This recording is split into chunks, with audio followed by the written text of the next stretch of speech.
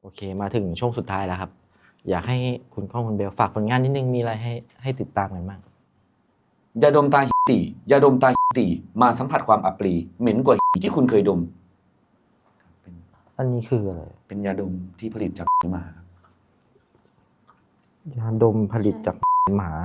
ใช้จากเส้นใยธรรมชาติ คือเราไปหาเก็บที่มันหล่นตาม ค่ะ ปั๊ม จากพุท100%ค่ะพี่ อ๋อบ างทีก็หยิบหมาใส่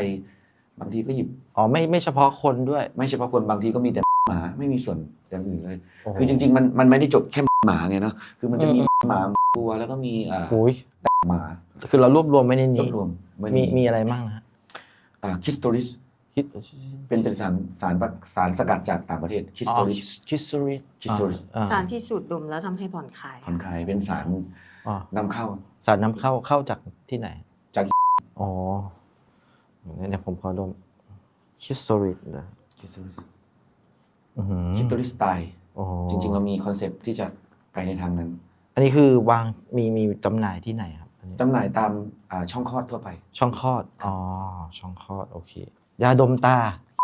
ยาดมตาตีมาสัมผัสความอับปีเหม็นกว่าที่คุณเคยดมขอบคุณครับ โอ้ยาดม อุ้ย